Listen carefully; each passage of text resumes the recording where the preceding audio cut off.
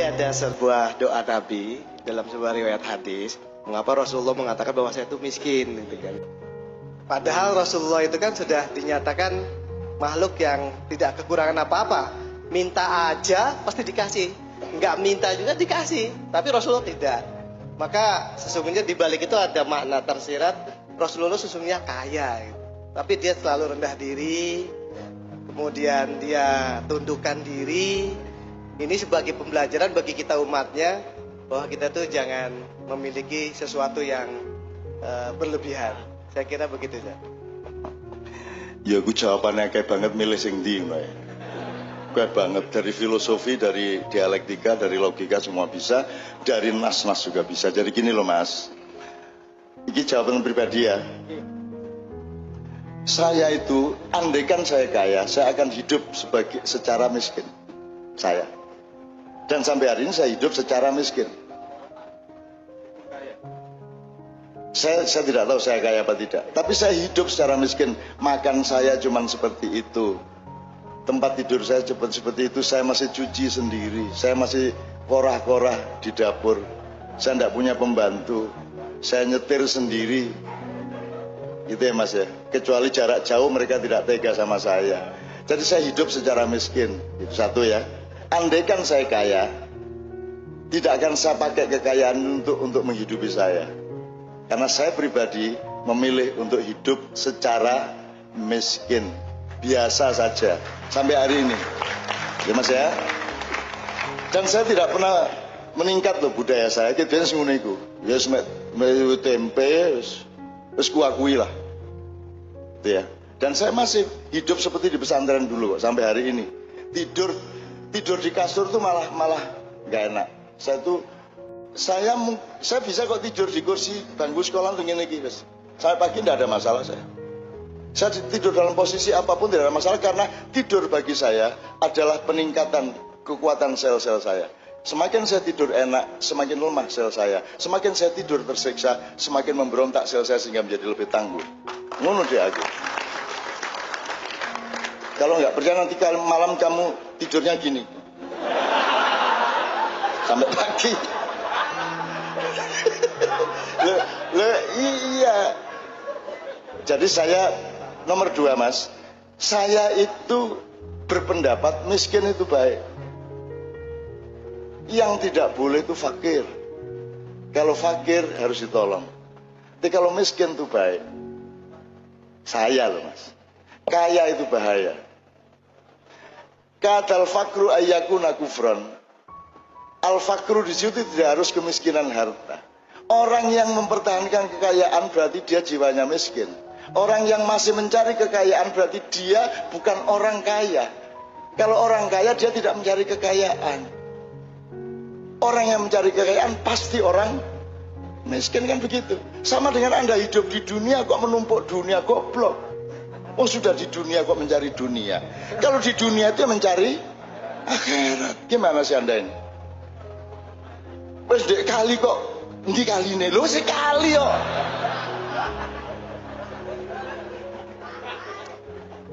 Terus kamu bikin drama mencari Tuhan. Terus Tuhan datang. Lho sket biyen dek kene aku. Dari dulu di sini kamu udah lihat.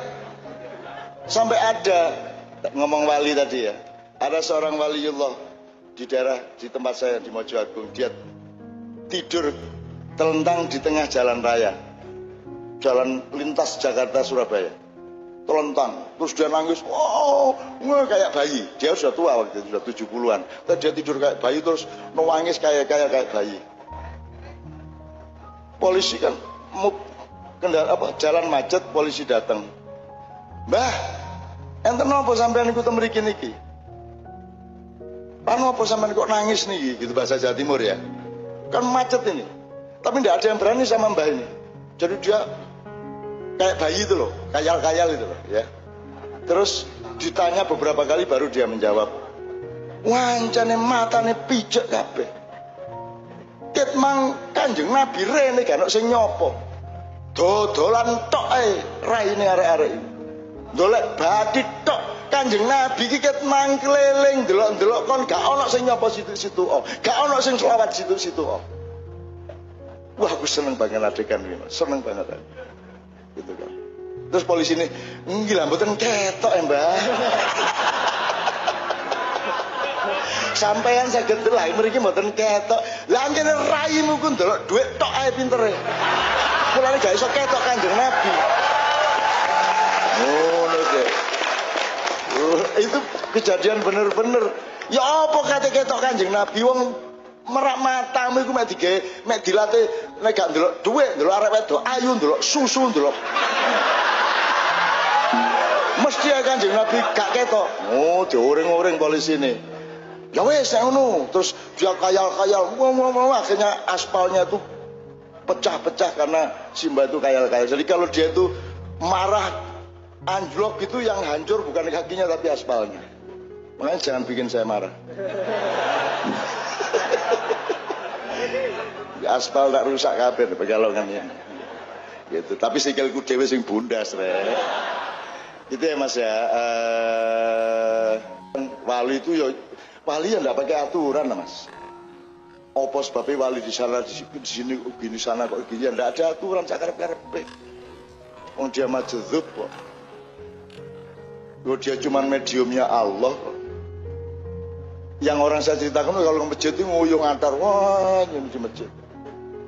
Ini beneran. Ntar kalau selawatan bareng dia terbangnya, leren. Terbangan kok taek, gitu kan? Terbangin. Terus dia bilang, wah, ini ribuan orang kan pakai sekian petromak gitu. Dia, wah, mati, pet, lampunya kabel. Karena dia pukul satu kali, pat. Terus dia, kapokkan yo, gitu. Coba wali ngono iku coba. Kok nek kepengin dadi wali gendeng ngono iku.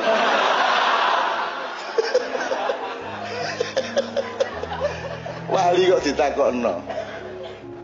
Wong wali itu ana wong nagih utang lesu. Jangan main-main kok sama Tuhan.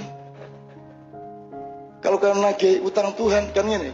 Ada seorang wali dibikinin masjid oleh pemuda di kampung. Terus dia sholat di situ tiap hari, dia mimpin. Ternyata ada Cina-Cina datang dari kota, ternyata masjidnya masih banyak utang. Tegelnya masih utang, gendengnya masih utang, kayaknya ditagih dia sama Cina-Cina loh. Imam, ini belum bayar, ininya belum bayar. Lah izin deh. Lagi jebol arah-arah ini utang ya masjid. Terus dia karena malu sama pedagang-pedagang, udah tunggu sebentar. Jangan main-main kau sama Allah. Jangan nagih-nagih kau sama Allah. Dibayar kamu nanti. Ngono gitu. Allah kok ditagih, pasti dibayar kamu, tapi jangan nagih-nagih kamu. Terus dia masuk masjid, dia berdoa, ya Allah, ini rumahmu masih punya hutang ya Allah. Apa engkau tidak malu ya Allah? Engkau yang maha kaya, masa rumahmu punya hutang? Aku yang hanya penjaga saja malu, masa engkau tidak malu? Bayar hutangmu ya Allah. Bayar. Wani kowe ndonga kaya ngono. Wani kowe. Kowe wali sing wani ngono kowe. Dia belum selesai berdoa, ada mobil datang, weng. Terus dia hentikan doanya, dia keluar, orang yang di mobil yang baru tadi turun. Imam, bagaimana bikin masjid tidak bilang-bilang kita?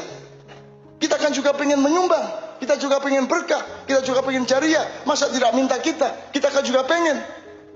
Jadi ada orang lain yang tidak dimintai sumbangan, marah.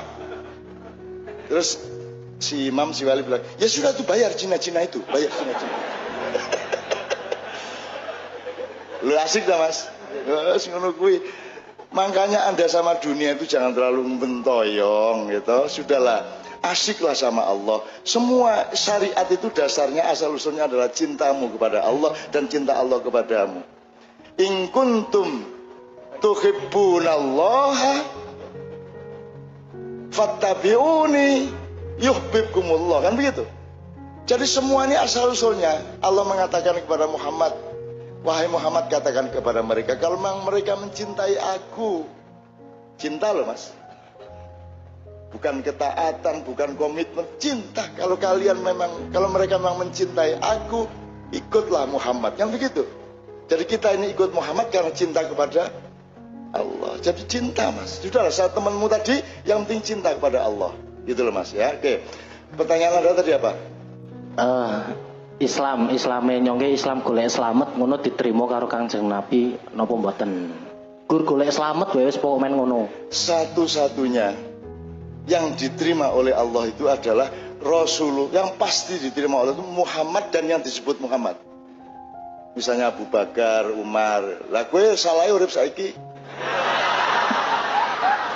Mbok kowe biyen nang Mekah njur melu-melu nimbake pemijeti kan sikile Kanjeng Nabi ben kowe dijamin swargane.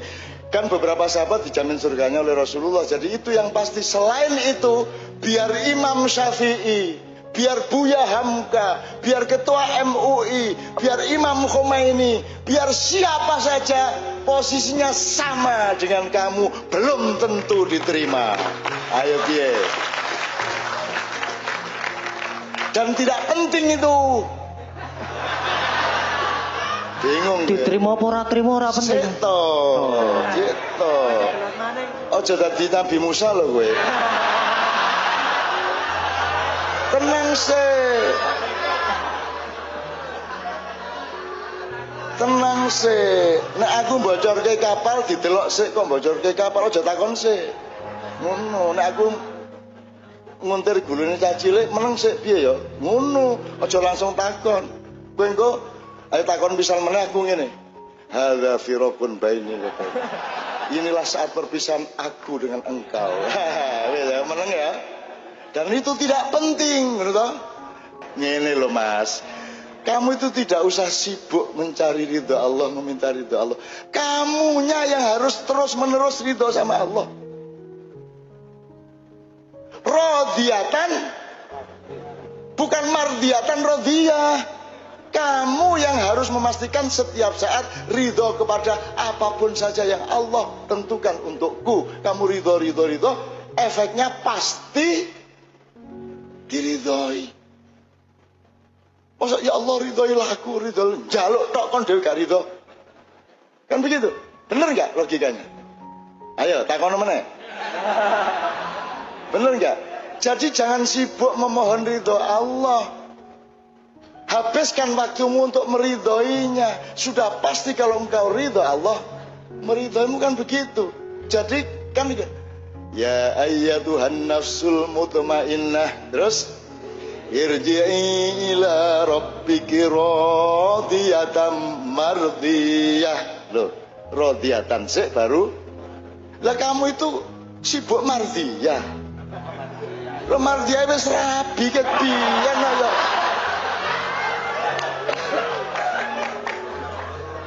Jadi kamu tempuh rodiyatan dulu, kamu akan mendapat efek mardiyah. Gitu, jelas ya sekarang? Ayo Bi, ayo.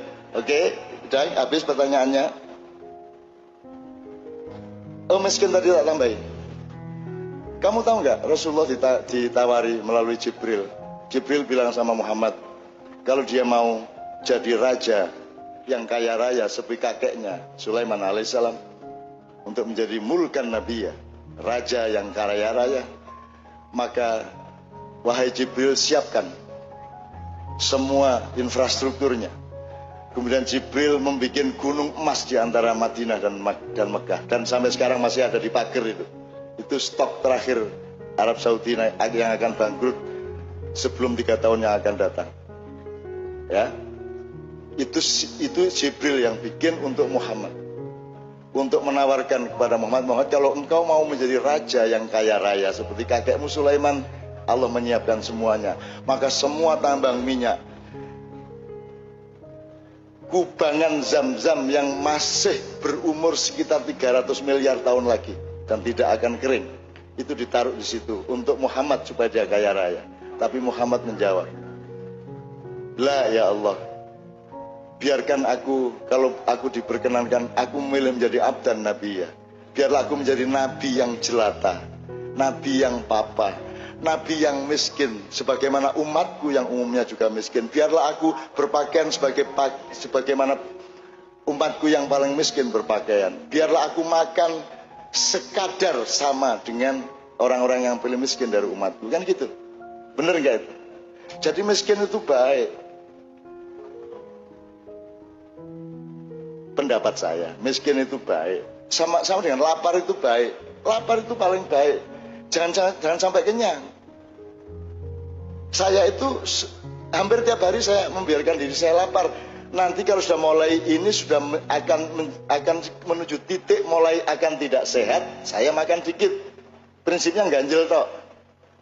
Kalau saya misalnya mau makan satu piring dengan lauk apa, saya coba risoles siji apa tempe loro, terus aku ngombe sing akeh. Kalau sudah cukup untuk menjaga kesehatanku, aku tidak makan yang lainnya.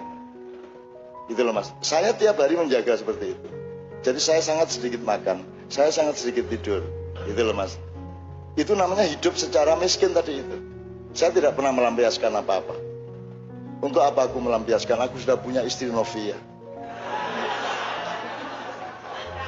Apa yang akan aku lampiaskan lagi? Dunia sudah tidak menarik bagiku.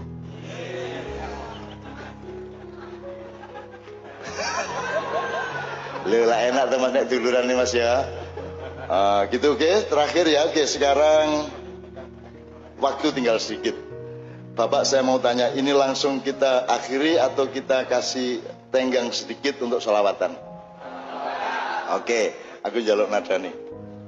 Tapi aku diwangi karena saya teriak-teriak agak kurang kontrol saking cintanya aku kepadamu semua.